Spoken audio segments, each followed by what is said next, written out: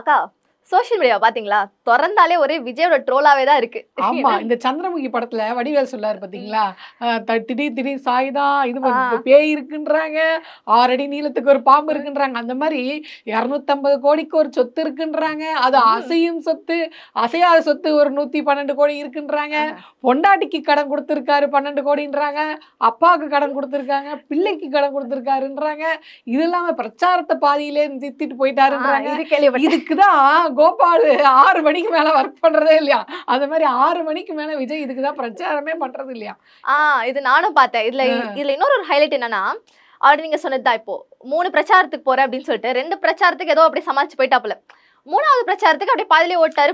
கூட இல்ல அப்படின்ற மாதிரி. மாலை கருக்களில் சோலை கருங்குயில் யாரை தேடுதோ, யார் போன் அடிச்சாங்களோ, என்ன நெருக்கடியோ, அதை வந்து உடனே வீட்டுக்கு கிளம்பிட்டாரு. இதுல என்ன அப்செட் ஆனது விஷயம் யாருன்னா, நம்ம ஆதவர்ஜுனா தான் ரொம்ப அப்செட் ஆயிருக்காரு. ஏன்னா இன்னைக்கு 3 இடம் இவங்க பிளான் பண்ணியிருக்காங்க. ஒண்ணு வந்து பெரம்பூர், அது அம்மா வடியில் இருந்து ஆரம்பித்து விட்டார். எனக்கு என்ன டவுட்னா, பெரம்பூர் அம்மா வடினா அப்ப அந்த கிழக்கு திருச்சி அது சின்னம்மா வடியாக இருக்கும் அப்படின்னு நினைக்கிறேன். ஸோ அந்த மாதிரி அந்த இது அவருடைய இது வந்து சேஃப்டா முடிச்சார்.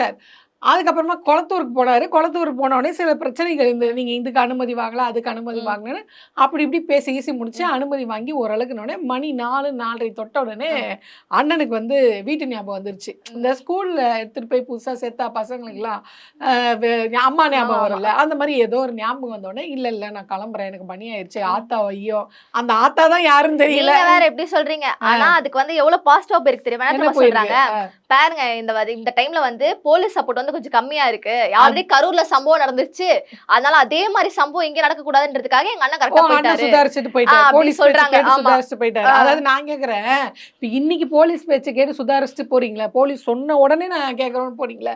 இத கரூர்ல பண்ணிருந்தீங்கன்னா 41 பேர் செத்துருக்க மாட்டாங்களா? அநியாயமா.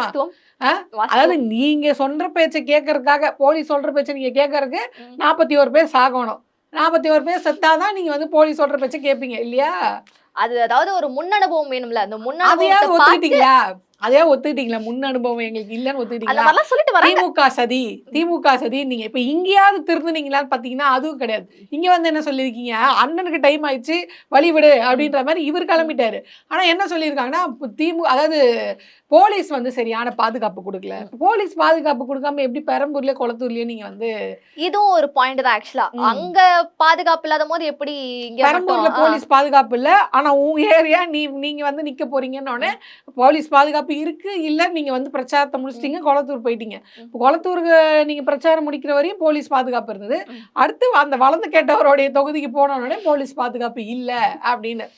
இதெல்லாம் கூட வருத்தம் இல்ல, இந்த அதை வந்து ஒரு முட்டு கொடுக்குறாங்க. ஒரு அம்மா வந்து சொல்லுது, நான் வந்து 2 குழந்தைங்களை விட்டுட்டு 4 மணி நேரமா நான் இங்க வந்து நின்றுட்டு இருக்கேன். இந்த மாதிரி இவங்க வண்டி வந்துச்சுல்ல, இப்ப அதே ஏரியாவுக்கு அவங்க வண்டி வந்திருக்கு.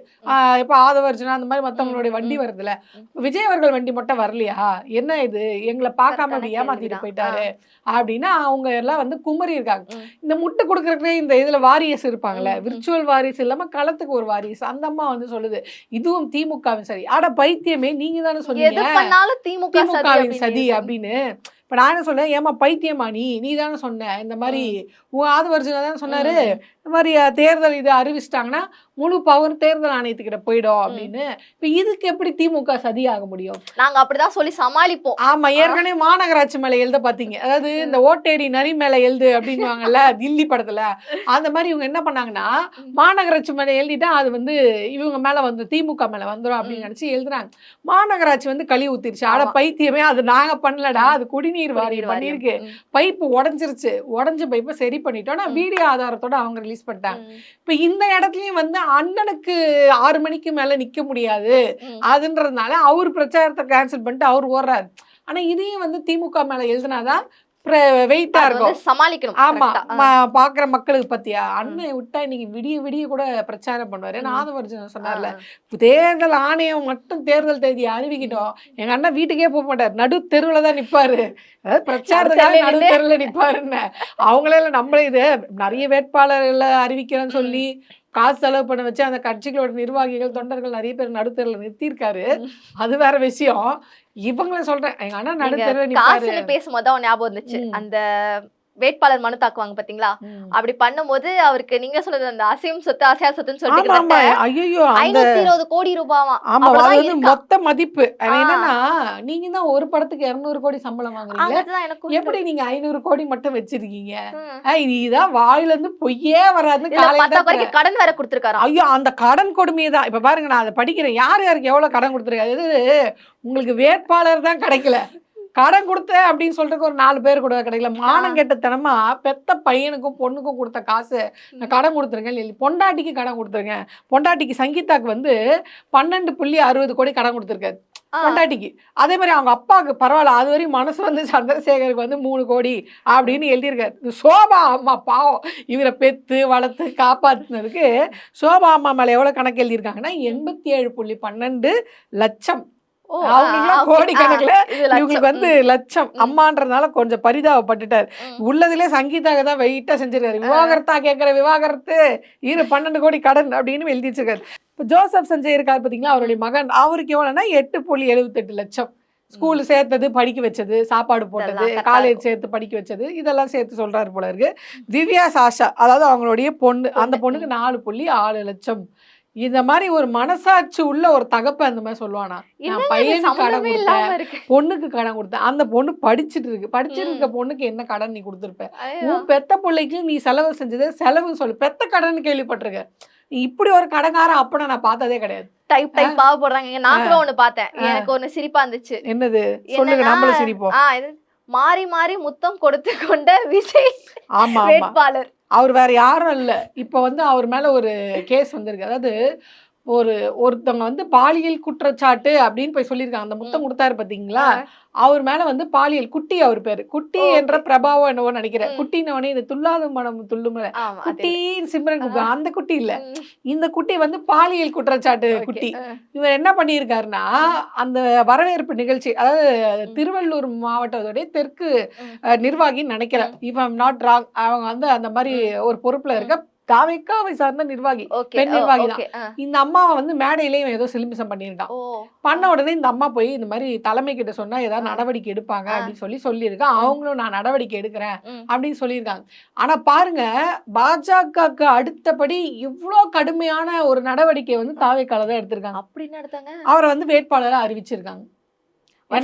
ஆமா, எனக்கு தெரிஞ்சு பாஜக தான் இந்த மாதிரி பாலியல் குற்றச்சாட்டுல மாட்டிட்டு ஜெயிலுக்கு போனவங்க எல்லாம் வெளியே எடுத்து எலெக்ஷன்ல நிக்க வச்சு எம்எல்ஏ ஆக்குவாங்க பாத்தீங்களா, போஸ்ட் கொடுத்து, அந்த பேட்டர்ன். இவங்க பி டீம் தானே, அதனால பாலியல் குற்றச்சாட்டு இருக்கிறவங்களுக்கு எல்லாம் வந்து வேட்பாளரா அறிவிச்சிருக்காங்க. கேட்டா நாங்க வந்து பெண்களுக்கு பாதுகாப்புன்னு. இதுவும் ஒண்ணு பார்த்தேன், பெண்களுக்கு பாதுகாப்புன்னு சொல்லும் போது தான் வந்துச்சுனது, கிழவிக்கு கூட பாதுகாப்பு இல்ல, இது நாடா இல்ல காடா அப்படின்னு. இது நாடாதான் இருந்தது. நீங்க என்னைக்கு பிரச்சாரம் பண்ண ஆரம்பிச்சீங்களோ அப்புறம் தான் இது காடா மாறுச்சு. இந்த கரண்ட் கம்பத்து மேல ஏறுறது, அதுக்கப்புறமா வந்து இந்த மரத்து மேல ஏறுறது, கூரை மேல ஏறுறது, இன்னைக்கு கூட டிரான்ஸ்ஃபார்மர் மேல ஏறிடுறாங்க விஜய பார்க்க போறேன் அப்படின்ட்டு. இத்தனை குரங்கு கூட்டம் வந்து மனித குரங்குகள் வந்து தாவேக்கா கட்சிக்குள்ள இருக்கு அப்படின்ற உண்மையை, அதாவது தமிழ்நாட்டுக்குள்ள இந்த மாதிரியான வானரப்படைகள் இருக்குன்ற உண்மையை வெளியே கொண்டு வந்து, ஆமா, தாவேக்கா அந்த உண்மையை வந்து வெளியே கொண்டு வந்துச்சு. அதாவது மனுஷ பிறவிகளே அல்ல, இந்த மாதிரியான பிறவிகள்லாம் தமிழ்நாட்டுல இருக்கு அப்படின்ற உண்மையை வந்து உடைத்தது தாவேக்கா தான். அதனால அந்த தாவேக்காக்கு என்னோட பாராட்டுகளை கொடுக்குறேன். இப்படியும் சில ஜென்மங்கள் வந்து தமிழ்நாட்டுல சுத்திட்டு இருக்கு. மரத்தை பார்த்தா விடுறது இல்ல, டிரான்ஸ்ஃபார்மரை பார்த்தா விடுறது இல்ல, ஹைட்டா ஏதாவது லைட் இருந்தா விடுறது இல்ல, கூரையை பார்த்தா விடுறது இல்ல. பிரச்சாரம் சொன்னாலே அங்க இருக்கவங்க எல்லாம் வயிற்றுல புளிக்கிற, எந்த வீட்டை உடைக்க போறானுங்களோ, எந்த டிரான்ஸ்ஃபார்மரோ, என்ன பண்றதோ அப்படின்ட்டு ஓட்டு வீடு வச்சிருக்கவங்களா பாதுகாப்புக்காக 2 போலீஸ் காவலுக்கு கூப்பிட்டு இருப்பாங்க. அந்த மாதிரியான ஜென்மங்கள் இருக்கும்போது அது நாடா காடா அப்படின்ற சந்தேகம் உண்மையிலே உங்க கூட்டத்தை பார்க்கும்போது எங்களுக்கு வருது. ஆமா. ரெண்டாவது இவர் வந்து சொன்னார்ல, பெண்களுக்கு பாதுகாப்பு இல்லைன்னு. முதல்ல உங்க கட்சியில நீங்க பாதுகாப்பு கொடுங்க. உங்க கட்சியில இருக்க பெண் நிர்வாகியை நடவடிக்கை எடுக்க சொல்லி பாலியல் சீண்டல் சொல்லி உங்ககிட்ட வந்து முறையிட்டு இருக்காங்க. ஆனா நீங்க அந்த அதுக்கான நடவடிக்கை எடுக்காம வேட்பாளரா ஒருத்தர் அறிவிக்கிறீங்க. அவரே அதே மாதிரி இந்த மாதிரி சீட்டு வாங்கி தரேன்னு சொல்லி நைட்டு வீட்டுக்குள்ள பூந்தாரு ஒருத்தர், அவரையும் நீங்க வந்து இன்னும் கட்சியில வச்சிருக்கீங்க. இப்படி பெண்களுக்கு எதிராக நடக்கக்கூடிய ஆட்கள், பாலியல் சீண்டல் கொடுக்கக்கூடிய ஆட்களை கட்சிக்குள்ள வச்சுட்டு இவங்க தான் பெண்களுக்கு பாதுகாப்பு கொடுக்குறாங்க. அந்த 80 வயசு பாட்டிகளுக்கு பாதுகாப்பு இல்லைன்னு நினைக்கிறேன்னு சொல்றாருல்ல, அநேகமா தான் அவர் கட்சிக்கு சேர்ந்தவங்களா தான் இருப்பாங்கன்னு நினைக்கிறேன். அந்த பாதுகாப்பு இல்லாம சுத்தி வளைச்சு அங்கிட்டே வந்துரும். அதான் அதையோ கடைசியில இது அது என்ன, அந்த கரடி பொம்மை என்ன வேலை, அது கண்ணாடி, அந்த மாதிரிதான் ஆயிப்போச்சு இப்ப தாவேக்காவுடைய நிலைமை. சரி, அதெல்லாம் போக இன்னொரு ஒரு ஃபன் என்னன்னா, பெரம்பூர்ல இவர் பிரச்சாரத்தை முதல்ல ஸ்டார்ட் பண்ணிருக்காரு. பிரச்சாரம் ஒரு பக்கம் ஸ்டார்ட் பண்ணாலும் இன்னொரு பிரச்சனை ஒண்ணு தேனியில வந்திருக்கு. அது என்ன தெரியுமா? அதேதான் அந்த பிரச்சனை தான். என்ன பிரச்சனை? பெரும் பிரச்சனை. இவர் வந்து சிறுபான்மையோட தலைவர். நான் வந்து சிறுபான்மையர்ல இருந்து வரேன்னா நான் சிறுபான்மையோட தலைவர் அப்படின்னு சொல்லிக்கிறாருல. பொதுவா சிறுபான்மையர் வந்து என்ன வகையில ஓட்டு போடுவாங்கன்னா ஒரு கட்சியோட கொள்கை பார்ப்பாங்க. அது மதசார்பின்மை கட்சியா இருக்கா அப்படின்னு பார்த்துதான் ஓட்டே போடுவாங்க. இவர் பேரளவுக்கு சொல்லுவார், பிறப்புக்கும் எல்லா உயிருக்கும்னு திருக்குறள் சொல்லுவார், தவிர கட்சிக்கு கொள்கை எல்லாம் கிடையாது. அது உண்மை அப்படின்ற மாதிரி இவர் வந்து நிரூபிச்சிருக்காரு. என்ன அப்படின்னா, அதாவது ஜெகநாத் மிஸ்ரா அப்படின்ற ஒருத்தர் வந்து இவர் வந்து சீட்டை வாரி கொடுத்திருக்காரு. அதாவது ஜெகநாத் மிஸ்ரா வந்து எப்படியாப்பட்ட ஒரு தியாகி, நல்ல உள்ளம் கொண்டவர், நேர்மையானவர் அப்படின்னா அவர் ஒரு குறிப்பிட்ட சமூகத்தை சார்ந்தவர். நான் வந்து சமூகத்தோட பேர் சொல்ல விரும்பல. அது வந்து அது பெருமையா ஜாதி பெருமை பேசக்கூடியவர். நான் அந்த சமூகத்தை சார்ந்தவன், நான் கட்சியில நடத்தல, நான் ஒரு ஜாதி வெறியன் அப்படின்னு தன்னைத்தானே ஜாதி வெறியன் சொல்லக்கூடிய ஒரு நபருக்கு இவர் வந்து சீட்டு கொடுத்துருக்காரு. இப்ப இவங்க என்ன கேக்குறாங்கன்னா, நீங்க காசு இருக்கவனுக்கு தான் சீட்டு அப்படின்னு முடிவு பண்ணிட்டீங்கன்னா எங்க கிட்ட இதை முதலே சொல்லியிருந்தீங்கன்னா நாங்க இந்த அளவுக்கு இறங்கி வேலை பார்த்துருக்க மாட்டோம். இப்ப உண்மைக்குமே தாவேக கட்சி ஒரு புதிய கட்சின்னு ஓரளவுக்கு இந்த நடுத்தர மக்கள் எல்லாம் இருக்காங்களா, அல்ல ஓரளவுக்கு காசு இருக்கவங்க தான் கை காசெல்லாம் போட்டு வேலை செய்யுது. இந்த நரி மூஞ்சில முழிச்சிட்டு போயா உனக்கு வந்து காசு கிடைச்சிடும் அப்படின்னு கவுண்டமணி காமெடி சொல்லுவாங்க. புசி ஆனந்த் சொல்லிட்டாரு, இல்ல இந்த கவுண்டமணி காமெடி இருக்கும், என் காசே வரமாட்டேங்குது, நீ தான் வீட்டுல ஒரு நரி வளர்த்துட்டு இருக்கிய, அந்த நரி மூஞ்சில முழிச்சிட்டு போ, நரி ஊழ விட்டுருச்சு, என் காசு கிடைச்சிடும் அப்படின்வாங்கள. அந்த மாதிரி புசி ஆனந்த் சொல்லிட்டாரு, எனக்கு சீட்டு கிடைச்சிடும் நம்பி எல்லாம் செலவு பண்ணியிருக்காங்க. இப்ப என்ன ஆயிடுச்சுன்னா, இப்ப சீட்டுன்னு போய் கேட்டா உங்ககிட்ட 5 கோடி இருக்கா? இது நானும் கேள்விப்பட்டேன். இது தப்பு தானே? நீங்க வந்து ஒரு விஷயம் பண்றீங்க அப்படின்னா 5 கோடி கொடுத்தாதான் சீட்டுன்றது எந்த ஒரு நியாயம்? அது தாவேக்காவுடைய நியாயம். இது எனக்கு பேனர் அடிக்கிறது, போஸ்டர், அதாவது சினிமாவில் இருக்கும்போது நீ வந்து இது வை, கட் அவுட் வை, பாலாபிஷேகம் வை, பிளாக்ல டிக்கெட் வாங்குன்னு வச்சிருந்தாங்க. இப்போ அரசியலுக்கு வந்த பிறகு பேனர் அடி, போஸ்டர் அடி, கூட்டம் சேரு, செலவு பண்ணு, மாலை வாங்கி போடு, துண்டு வாங்கி போடு, இதுக்கு மட்டும் தான் யூஸ் பண்ணுவாங்க. ஆனா சீட்டு அப்படின்னு வரும்போது 5 கோடி இருக்கா, 5 கோடி இல்லன்னா வெளியே கிளம்பு அப்படின்னு தப்பு. அது தப்புன்றதால நாங்களாம் பேசிட்டு இருக்கோம். அந்த 5 கோடி இல்லன்றதுனால எந்தெந்த கட்சியில யார் யாருக்கு சீட்டு கொடுக்கல, இப்ப அதிமுகல சீட்டு கொடுக்கலையா, கமான் வாங்க. அதே மாதிரி காங்கிரஸ்ல இருந்து சஸ்பெண்ட் பண்ணிட்டாங்கன்னா உடனே தாவேக்கால சீட்டு, உங்களை வந்து இதுல இருந்து வேற மாம் தமிழ்ல சீட்டு கொடுக்கலையா, வாங்க உடனே சீட்டு. கொள்கை என்ன, எத்தனை வருஷம் கட்சிக்கு உழைச்சிருக்கான், இந்த மாதிரி எனக்கு சீட்டு கிடைக்கலன்னு சொல்லி அழுகுறாங்களா. 3 வருஷமா நான் இந்த கட்சி தொடங்கி 3 வருஷம் தான், 3 வருஷமா நான் கட்சியில உழைச்சிருக்கேன், ரசிகர் மன்ற காலத்துல இருந்து நான் உழைச்சிருக்கேன், என் கை காசெல்லாம் போட்டு நடுத்தருக்கு வந்துட்டேன், நான் கதறாங்க ஒருத்தர். இப்ப இந்த அஜித்தான்றவங்களுக்கு வந்து அதான் கார் முன்னாடி போய் பாஞ்சாங்க பாத்தீங்களா, அவங்களுக்கு சீட்டு தரலானே பாதி பேர் கடுப்பாயி அவங்க ஆதரவாளர்கள்லாம் கொடியை புடுங்கி எறிது, ஸ்டிக்கரை புடுங்கி எறிது, அந்த மாதிரி இறங்கிட்டாங்க. மறுபடியும் இந்த மாதிரியான ஆட்களுக்கெல்லாம், அதுவும் மற்ற கட்சியில இருக்கக்கூடிய ஒருத்தர் எப்படி இந்த கட்சிக்கு வந்து நிர்வாகி ஆனாரு, பொதுச் செயலாளர் ஆனாரு, ஒண்ணுமே புரியல. நேத்து வரைய பாஜகன்றாங்க, இன்னைக்கு வந்து தாவேன்றாங்க, நேத்து அதிமுகன்றாங்க, இன்னைக்கு தாவே. இவங்களுக்கான ஒரு இதுவே இல்ல. ஒரு கட்சியில செய்யறது கூட ஓகே, அந்த கட்சியில இருந்து இந்த கட்சிக்கு வந்தன்றது ஓகே. ஆனா வேட்பாளரா நீ அறிவிக்கிற அப்படின்னா அப்போ உன்னுடைய வெயிட்டேஜ் என்ன, நீ என்னவா, என்ன ஆளு, யார் ஆளு, உன்ன பின்னாடி இருந்து யாரு இயக்குறா, ஏதாவது எங்கேயுமே விலை போகலையா இங்க வந்துருங்க. அந்த மாதிரி ஃபர்ஸ்ட் வந்தவர் ஆதவ அர்ஜுனா தான். எங்கேயும் திமுக வந்து துரத்தி விட்டாங்க, விசிகால துரத்தி விட்டாங்க, போக்கு இடம் இல்லையா, வாப்பா ராஜா நம்ம கட்சி இருக்கு அப்படின்னு இந்த கவுண்டமணி சொல்லுவாரு பாபா படத்துல, பாபா 2 கதையை திறந்து வச்சுட்டு கமான் கமான் நம்ம என்ன கலெக்டருக்கா படிச்சிருக்கோம், கூலி வேலை ஏதாவது செய்ய போறோம் அப்படின்னு. அந்த மாதிரி நம்ம என்ன பெரிய கட்சியா வச்சிருக்கோம், வேட்பாளர்கள் 10 கோடி செலவு பண்ற, 5 கோடி செலவு பண்ற, வாங்க வாங்கன்னு கூப்பிடுறதுக்கு. நம்மளுக்கு யாருமே கிடைக்கல, இந்த ஈத்து போனது, ஈயம் பித்தால உடைச்சல் ஏதாவது கிடைக்கும் அதை பார்த்து செஞ்சுக்கலாம் அப்படின்ற மாதிரி எந்தெந்த கட்சியில இருந்து ஆதவ அர்ஜுனாவை துரத்தி விட்ட மாதிரி துரத்தி விட்டாங்களோ அவங்களெல்லாம் கூட்டிட்டு வந்து 4 நாள்ல 2 நாள்ல சீட்டு கொடுத்து வேட்பாளரை அறிவிச்சதுனால இன்னைக்கு பெரிய பெரிய பிரச்சனை அங்கங்க நடந்துட்டு இருக்க. தாவேகா ஒன்று நிச்சயம், தாவேகா கட்சியை அழிப்பதற்கு திமுக, அதிமுக, பாஜக, இதெல்லாம் எதுவுமே வேண்டியது இல்ல, அவங்களே போதும், தேவையில்லை, அவங்களே போதும். அவங்களே ஒரு பெரிய குழியா தோண்டி போய் படுத்துப்பாங்க. ஏன்னா இந்த மாதிரியான ஒரு புதுசா ஒரு கட்சி ஆரம்பிச்சிருக்கீங்க, உங்களுக்காக உழைக்கிறவங்களுக்கு சீட்டு கொடுக்கும் போது தான் உங்களை நம்புவாங்க. நீ இப்ப வந்து இவ்வளவு அட்டகாச அநியாயம் கேட்டா நான் வாயை திறந்து பொய்யே சொல்ல மாட்டேன் அப்படின்னு பொய்யா அளந்து விடுறது, அதுவே பொய் தான். ஓ இப்ப இவர் 500 கோடி வந்து இப்ப வருமான வரி காமிச்சிருக்க, நான் 200 கோடி சம்பளம், அதை விட்டுட்டு வந்திருக்க வசதியான 400 கோடி எல்லாம் கூட ஒரு படத்தோட சம்பளத்தை கொண்டு வந்து எனக்கு வந்து 500 கோடி தான் சொத்து அப்படிங்கிறே, இது எந்த இது சேர்த்துக்க முடியும். 2வது நான் வசதி எல்லாம் விட்டுட்டு வந்துட்டேன். நீ என்ன வசதியை விட்டுட்டு வந்த நீ சொல்லு. நீ கட்சி ஆரம்பிச்ச 3 வருஷத்துல நடுத்தெருக்கு வந்து மக்களோட மக்களா நீ எப்ப நின்று அந்த பனையூர் பங்களா விட்டு வந்ததில்லை. ஸோ உன் கம்ஃபர்டபுள் ஜோன், வசதி அப்படின்ற ஒரு விஷயத்துல வந்து நீ வெளியே வந்ததில்லை. 2வது இப்போ ஏதாவது பிரச்சாரம் மாறுது போனாலும் ஏசி கேரவன், அந்த ஏசி கேரவன்ல இருந்து அப்படியே ஏசி கார். இன்னைக்கு கூட அந்த நியூஸ் வந்து பாருங்க, கேரவன்ல இருந்து காருக்கு மாறி பிரச்சாரத்தை ரத்து செய்தவர் அப்படின்னு. அந்த மாதிரி கேரவன்ல இருந்து காருக்கு மோடி வீட்டுக்கு போயிடுறீங்க. இன்னும் வெளி தூர சிபிஐ விசாரணை டெல்லிக்கு போறதா இருந்தா தனி விமானம், கூடவே சரக்கு பாட்டில் எடுத்து வர்றதுக்கு ஆதவர்ஜினா மாதிரி ஒரு ஆளு வேற. சரியா? இப்படி எந்த கம்ஃபர்டபுள் ஜோன்ல இருந்து வெளியே வர்றது கிடையாது. கேட்டா நான் படம் நடிக்கிற வாய்ப்பு, நடிக்கிறதா நிறுத்தலையே, அரசியலுக்கு வந்தோடனே இன்னும் பிரமாதமா நடிக்கிறீங்களே நீங்க தான்.